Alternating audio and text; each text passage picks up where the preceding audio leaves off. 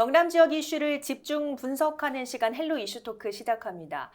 2018년 한국 사회 전반에서 나는 고발한다, 즉 미투 목소리가 터져나온 이후 5년이 흘렀습니다. 하지만 아이러니하게도 경남도 내 직장 내 성희롱 피해 신고 건수는 여전히 늘어나는 추세인데요. 최근 도내 한 기관이 해당 조사 자료를 내놔 이를 토대로 한 원인 파악과 해결 방안 고민을 촉구하는 목소리가 높습니다. 오늘 헬로 이슈토크에서도 그 고민에 동참하는 시간 마련했습니다. 오늘 두 분과 함께합니다. 관련한 분석 결과를 내놓은 바 있는 마산창원 여성 노동자회 박미영 사무국장 나오셨고요. 지역 여성 노동자의 관련 사례의 법적 해석 도와주실 김영미 변호사 함께합니다. 어서 오세요. 반갑습니다. 안녕하십니까. 자, 매년 5월 마지막 주가 남녀 고용평등 강조 주간입니다. 자, 이를 맞아서 마산창원 여성 노동자회가 작년이죠. 2022년 노동자 상담 사례 분석 결과를 발표했는데 어떤 내용 담겼습니까? 저희가 작년에 이제 상담을 진행한 결과를 보면 초기 상담이 331건이었고 네. 재상담이 299건으로 모두 아. 530건을 집계했습니다. 네. 상당히 많은 상담을 진행했죠. 상담 유형별로 보면 직장 내 성희롱 상담이 40.2%로 가장 많이 나왔고요. 그 다음이 직장 내 괴롭힘이 12.1%, 그다음에 출산 전후 휴가나 육아 휴직과 같은 모부성권 상담이 7.2%, 네. 임금 체불이 7.1%, 그리고 나머지 뭐 부당해고라든지 산업재해, 그다음에 휴가, 그다음에 휴게 시간, 최저임금 관련된 상담들이 있었습니다. 성희롱 관련 상담이 굉장히 높네요. 네, 맞습니다.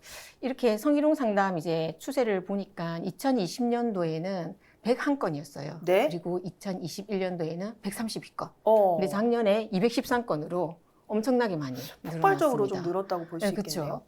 그래서 직장 내 성희롱 이제 피해 성별을 살펴보니 여성이 여전히 93%로 가장 많았고요. 네. 연령대는 40대, 20대, 30대 순으로 나타났습니다. 그래서 이 성희롱 피해자 여성 노동자 같은 경우는 근속연수가 1년 미만 또는 네. 1년에서 3년 사이로 짧은 근속연수의 여성 노동자일수록 직장 내 성희롱 피해를 더 많이 경험하는 걸로 나왔어요. 반면에 이제 직장 내 성희롱 가해자 같은 경우는 상사가 가장 많았는데 64.2%로 나왔고요. 네. 그 다음에 사업주가 24.6%, 동료에 의한 성희롱이 9.1%로 나타났습니다. 그렇군요. 자, 이런 사안들이 재판까지 간다면 사안의 경중도 저희가 어느 정도 짐작을 할 수가 있을 것 같습니다. 자, 변호사님, 직장 내 성희롱 관련해서는 뭐 소송문이나 재판 건수 실제로 눈에 띄는 변화가 좀 있습니까? 어떻습니까? 네, 일단 그 법에서 정한 이 직장 내 성희롱의 정의에 대해서 한번 짚어보도록 하겠습니다. 남녀 고용 평등과 일 가정 양립 지원에 관한 법률이 있습니다. 여기 제2조 2호에 직장 내 성희롱이란 사업주, 상급자 또는 근로자가 직장 내 지위를 이용하거나 업무와 관련해 다른 근로자에게 성적 언동 등으로 이 성적 굴욕감 또는 혐오감을 느끼게 하는 것이나 네. 또 성적 언동 또는 그 밖의 요구 등에 따르지 아니하였다는 이유로 고용에 있어서 불이익을 주는 것을 의미합니다. 여기서 사업주와 상급자는 직장 내의 지위를 이용할 수 있는 우위적 위치에 있는 자를 통칭하고요. 또 대표이사나 뭐 등기이사, 비상근 임원 등도 포함하고 있습니다. 성희롱 행위로 인한 피해는 성적 굴욕감 또는 혐오감을 느끼게 하거나 고용상의 불이익을 주거나 성적 요구에 불응한 것을 이유로 채용이나 또 근로 조건에 있어서 불이익하게 채용을 탈락 또 승진을 탈락시키거나 징계, 강등, 정직, 휴직, 해고 등을 하는 경우로 말씀하신 바와 같이 안타깝게도 여전히 우리 지역 내의 이 성폭력 상담소의 이 상담 건수나 고소 건수는 매년 대폭 증가하고 있습니다. 대폭 증가했네요. 고소 건수도 실제로 대폭 증가했다 이 말씀이신가요? 네, 맞습니다. 그 지역 내에 그 몇 개의 그 성폭력 상담소가 있는데요. 이 세 개 상담소에서는 전년 대비 약 한 120% 이상을 매년 증가 추세로 보고 있습니다. 자, 우리나라의 2018년 즈음에서 미투 운동이 확산한 바 있습니다. 성인지 감수성이나 성폭력 또 성희롱에 대한 기준이 나름대로 엄격해졌다라고 느끼고 있었는데 이렇게 성희롱 건수 매년 증가하고 있다는 게 좀 아이러니한데 어떤 배경 저희가 좀 지목할 수 있을까요? 네, 우선 긍정적인 측면에서 한번 살펴보자면요. 여성들의 권리가 상당 부분 향상됐다. 네. 권리의식이. 왜냐하면 과거에는 이 피해 사실을 알리면 대래 이 여성 피해자로 하여금 가해자 프레임을 씌우는 악습이 있었습니다. 네. 그런데 이 과거의 분위기가 상당 부분 쇄신된 것이 아닌가, 또 좋은 게 좋은 거다라고 참고 인내하여야 하는 바람직하지 못한 직장 내 분위기가 조금 더 많이 개선되고 있는 과도기적인 현상이 아닐까라고 생각이 들고요. 네. 그런데 실제로 이 건수가 보여주고 있듯이 그 피해 건수는 상당히 많습니다. 네. 비교적 어려서부터 이 성범죄 예방 교육, 성교육 등을 받아온 그 청년층보다는 비교적 흔히 그때 그 시절을 살아온 네. 장년층 가해자가 여전히 더 많은 편이기도 합니다. 실제로 아까 40대가 가장 많다라고 말씀을 해주셨죠. 피해 여성 중에서. 그러니까 권리의식 향상 때문이라고는 볼 수 없고 실제 사례들이 늘어나고 있다라고 저희가 좀 판단을 해봐야 되는 거네요. 그렇습니다. 자, 한국여성노동자회와 함께하는 11개 지역 여성노동자회는 평등의 전화라는 여성노동 상담실을 운영하고 있는 것을 알고 있습니다. 앞서 말씀해 주셨듯이 2022년 상담 사례 결과를 보면 지역별로도 성희롱 네. 건수가 변화가 있다고요? 다르다고요? 어떻습니까? 그 서울을 비롯한 수도권 지역을 제외하고는 지역에서는 경남 지역이 직장 내 성희롱 상담이 상당히 많은 걸로 저희도 집계를 했거든요. 그래서 창원이라든지 경상남도가 이제 남성 노동자가 많이 종사하고 있는 제조업 사업장이 많기도 네. 하고, 또 자연스럽게 남성이 많은 사업장에서 그 조직 문화라는 것이 네. 남성 중심의 가부장 문화 요소들이 아직 많이 남아 있는 것 같습니다. 그래서 성희롱이나 성폭력 사건이 발생하면 이게 조직에 엄청 빨간불이 들어왔다고 인식해야 되는데 네. 그냥 개인적인 갈등 또는 시끄러운 일 이런 정도로 치부하는 경우가 많거든요. 일단 그 사례를 보면 경남이라는 지역이 주는 이 특징적인 배경도 무시할 수는 없는 거네요. 그럼요. 무시할 수 없습니다. 그리고 경남 지역에 제조업이 많지만은 대기업도 있지만 작은 사업장이 대단히 많습니다. 그래서 법적으로 30인 이상의 사업장에서는 고충처리위원을 선임하게끔 되어 있어요. 네. 그렇다면 30인 미만 사업장에서는 고충처리위원이 없다는 이야기가 되겠죠. 네. 그래서 작은 규모의 사업장일수록 성희롱 피해를 이제 경험하면 어찌할 바를 모릅니다. 왜냐하면 뭐 사업주나 상사의 위력이 훨씬 더 강하게 작동하기 때문에 네. 피해를 경험하고도 이제 내부에서 해결하기보다는 저희 외부 상담기관에 도움을 요청하는 경우가 많기도 합니다. 그렇군요. 네. 성폭력이나 성희롱은 사실 사후 수습보다 예방이 더 중요할 텐데 이런 결과의 원인으로 예방책이 미흡하다 이런 의견도 있습니다. 여기에 대해서 여성 노동자회는 어떤 입장 갖고 있습니까? 동의합니다. 네, 동의하고 저희가 상담할 때 직장 내 성희롱 상담 같은 경우에 그 지금 있는 사업장에서 직장 내 성희롱 예방 교육을 실시하셨냐 이렇게 물어봐요. 네. 그러면은 대답해 주신 분들 중에서 절반 이상이 내가 일하는 사업장에서는 교육받은 적이 없는데 이렇게 말씀하시거든요. 네. 그래서 실제로 성희롱 예방 교육을 꼼꼼하게 잘 챙기시는 사업주도 물론 계시죠. 네. 계신데 대부분의 사업장은 이제 담당자가 그냥 자료를 배포하고 말거나 네. 동영상을 그냥 상영하고 그만둔다든지, 그다음에 심지어는 다른 교육 사업장 할 때 이 사람들을 모아놓고 사인만 받고 이제 마무리하는 경우도 저는 실제 그런 정언을 들은 적이 있거든요. 네. 그럼 이게 성희롱 예방 교육이라는 게 사업장에서 의무적으로 해야 하는 겁니까? 어떻습니까? 네, 고평법에 연 1회 이상 교육을 진행하게끔 되어 있습니다. 근데 코로나 이후에 또 비대면 교육으로 전환되면서 온라인 교육을 정말 많이 진행하셨거든요. 네. 네, 이제 일터에서 업무가 너무 바쁘다 보니까 업무도 하고 교육도 듣고 이렇게 진행하다 보니 사실 교육의 예방 효과는 정말 이게 있을까 의심스러울 때가 진짜 많거든요. 네. 그러니까 법적으로 30인 이상 사업장에서 고충처리위원을 선임하게 한다거나 뭐 성희롱 예방 교육을 의무적으로 하게 하거나 이런 것들이 사실 행정적인 제도의 예방 노력일 텐데 이런 것들 실제 효과가 있다고 봐야 될까요? 어떻게 보십니까? 그리고 방금 사무국장님께서 말씀하셨던 것처럼 사실 뭐 완벽하다고 할 수 없을 것이고 미흡한 점 여전히 많습니다. 그런데 이제 공직뿐만 아니라 이제 사기업에서는 최근 들어 이 성사안에 대해서는 성범죄 사안에 대해서는 자비가 없는 분위기가 형성되고 있습니다. 실제로 징계위원회에 참석해 보면 이 성범죄 사안의 경우에는 거의 예외 없이 중징계로 처분을 받도록 준비되어 이미 지침이 마련되어 있고 사기업에서도 이 지침에 준해서 징계가 진행되고 있습니다. 성인지 감수성이 향상되었다라고 단정 짓기는 어렵지만 어쨌든 우리 사회 내에서 성범죄의 경우에는 더 이상 개인 간의 갈등으로 치부하기보다는 좀 더 강력하게 처벌을 내리도록 자리가 잡아가고 있다 정도로 말씀드릴 수 있을 것 같습니다. 그렇군요. 마산 창원여성노동자회는 이번 상담 사례 분석 결과를 계기로 중앙정부나 지자체의 개선이나 보완 요구를 충분히 할 수가 있을 텐데 최근에 또 관련 법 개정을 요구하는 내용 주목받고 있거든요. 어떤 내용 담겼습니까? 네, 그 남녀 고용 평등과 이 일가정 양립 지원에 관한 법률 제39조 제2항에 관련된 부분입니다. 사업주뿐만 아니라 법인 대표자도 직장 내 성희롱을 한 경우에는 과태료가 부과될 수 있도록 해서 이 피해자들의 권리 구제를 강화시키는 이 현행 제도의 부족한 부분을 보완하려고 하는 건데요. 현재는 그 사업주가 직장 내에 성희롱을 한 경우에는 1천만 원 이하의 과태료를 부과하도록 규정되어 있는 것을 사업주뿐만 아니라 법인의 대표자가 직장 내 성희롱을 한 경우에도 1천만 원 이하의 과태료를 부과하도록 규정을 정비하고자 하는 것입니다. 네. 법이 좀 정비가 되면 처벌에 있어서 사각지대가 좀 사라질 거라 보시는지 어떻게 보십니까? 꼭 사라지면 좋겠습니다.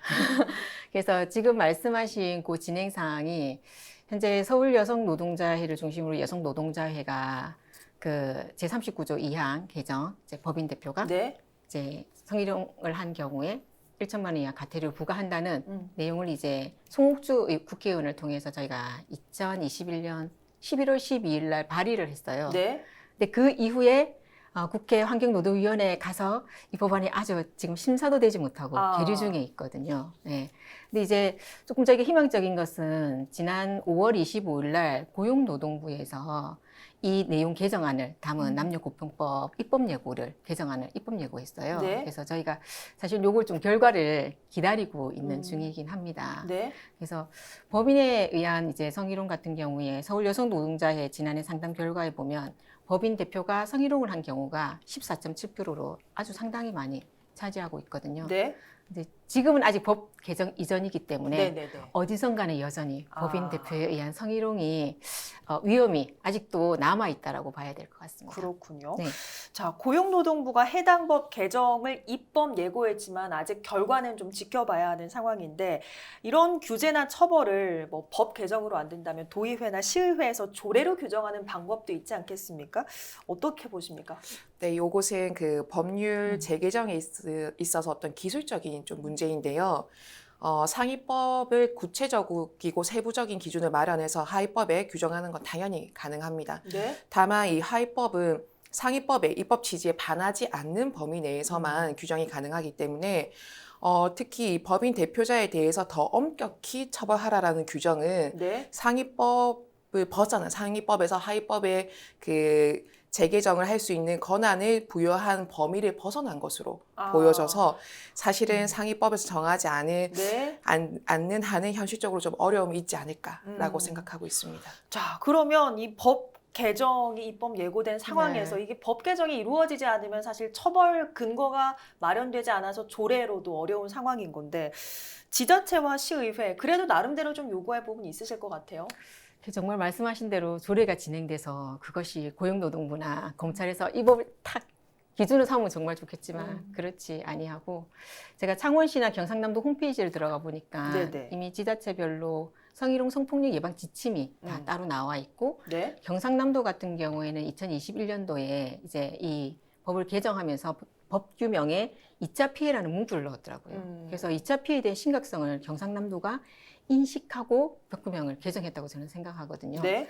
지자체가 이제 내부 산하기관 대상으로 하는 이 지침뿐만 아니라 사실 저희가 기업 도시잖아요. 그래서 민간 기업이 지역 경제에 기여할 수 있도록 네. 적극적인 지원도 필요하지만 그 일터내의 노동자가 안전하게 일할 수 있도록 네. 예, 성평등한 노동 환경을 만들 수 있도록 담당 부서나 담당자 예산 이런 걸 좀 만들어서 좀 적극적으로 시행해 주셨으면 좋겠습니다. 실제 업무 현장에서 노동자, 사업주들이 이 성폭력과 성희롱 기준을 잘 알고 있는 것도 중요할 텐데 기본적인 기준도 좀 알려주시고 이런 게 성희롱이 될 수 있다. 이런 예시도 좀 들어주시면 좋을 것 같습니다.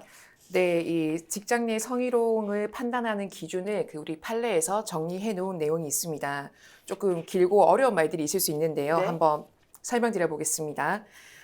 직장 내 성희롱을 판단하기 위한 기준을 예시하면서 성적인 언동 중 언어적 행위의 하나로 성적인 사실관계를 묻거나 성적인 내용의 정보를 의도적으로 퍼뜨리는 행위를 들고 있고 성희롱 여부를 판단하는 때에는 피해자의 주관적 사정을 고려하되 사회 통념상 합리적인 사람이 피해자의 입장이라면 문제가 되는 행동에 대하여 어떻게 판단하고 대응하였을 것인가를 함께 고려해야 하며 결과적으로 위협적, 적대적인 고용 환경을 형성하여 업무 능률을 떨어뜨리게 되는지를 검토하여야 한다라고 정하고 있다라고 정리해 놓고 있습니다. 예를 들어서 동성애 직장 내 상사가 예컨대 여성이 남성에게 여성이 여성 근로자에게 그 월경 주기에 맞춰서 뭐 월경에 관한 이야기를 하는 것이 신뢰관계가 두텁고 충분하다면은 그런 이야기를 하는 것이 사실 성희롱에 해당되지 않을 거예요. 하지만 그 정도의 신뢰관계가 없는 여성 직장 상사가 남성 직장 동료들이 있는 여성 근로자에게 네. 뭐 월경 주기에 관한 이야기를 하면서 몸의 신체 변화가 어떠하다라고 이야기했던 것이 성희롱으로 인정되어서 징계 처분을 받은 사례도 있습니다. 그래서 일률적으로 예컨대 어떤 그 성적인 사실의 관계를 묻거나 성적인 내용을 이야기한다는 것만으로 인해서 당장 성희롱에 해당되는 것은 아니고 네. 그 대화가 이루어졌던 그 가해자와 피해자의 관계 또 직장 내의 분위기 그 내용의 정도 등에 따라서 종합적으로 평가해야 된다라는 것이 우리 판례의 입장입니다. 네. 그래서 쉽게 정리하자면은 성희롱에 해당된다라는 일률적인 기준은 없습니다. 네. 이 말이 뭐 너무 강범위한 것 아니냐라는 비난의 가능성이 있을 수 있긴 합니다만은 말씀드렸던 것처럼 이 말이 행해진 시간이나 장소 또 피해자 가해자와의 관계 등을 고려해서 종합적으로 판단하겠다라고 보고 있기 때문에 어쩌면 개별 사안에 따라서 이 성희롱에 해당되는지 여부를 적극적으로 판단하겠다라는 말이 될 수도 있을 것 같습니다. 그렇군요.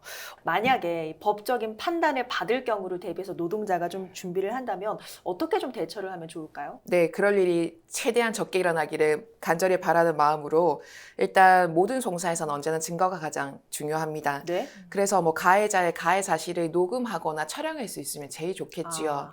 하지만 이 범죄 피해는 언제나 그렇듯 예상하지 못한 그렇죠. 돌발적으로 일어나는 것이 대부분이기 때문에 그 피해가 있었던 날 일기로 남겨놓으셔도 되고요. 아주 뭐 구구절절한 일기가 아니더라도 개인적으로 알아볼 수 있도록 메모를 해놓는 것도 방법이 될 수 있습니다. 최근에 제가 얼마 전에 진행했던 사건에서는 이 피해를 입었던 날 그 직장 상사로부터 피해를 입었던 날 이 동기나 친구들의 단톡방이라고 하죠. 단톡방에서 누구누구가 또 오늘 이러이러한 말을 하더라. 마음이 너무 괴롭다. 네. 등으로 이 단톡방에서 나눴던 대화마저도 증거로 채택된 일이 있었습니다. 그렇군요. 어쨌든 녹음 촬영에 불과하다면 기록으로라도 어떻게 좀 남겨놓는 게 도움이 될 것 같습니다. 자, 마창 여성 노동자회에서는 사업주 또 고용주 법인 대표들에게 하실 말씀 많으실 것 같은데요. 이번 상담 결과 분석이 의미하는 바와 연관해서 한 말씀 남겨주십시오. 제가 아까 말씀드린 것처럼 직장 내 성희롱 예방 교육이 예방 차원에서 가장 좋은 방법입니다. 그리고 법적으로 연 1회 이상 하게끔 되어 있고 이 교육은 사업주와 그 사업장에 일하는 모든 노동자가 들어야 되는 교육이거든요. 시대가 변하고 성희롱 유형도 다양해지고 관련 처벌 조항이나 이제 구제 방법도 확대되고 있는데 이런 내용을 알고 계셔야 되잖아요. 네. 누구나가. 그래서 그런 내용을 잘 알 수 있게끔 대면 교육을 반드시 진행하시면 좋겠다.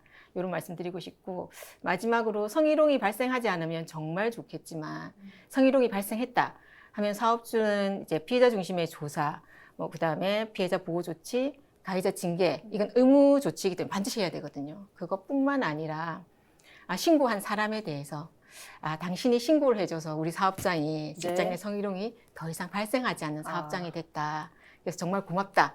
당신의 용기에 힘을 보태고 싶다. 이렇게 좀 지지해 주셨으면 좋겠고 마지막으로는 이후에 이런 사안이 다시 발생하면 네. 우리 조직은 이 사안을 정말 엄하게 다스리겠다.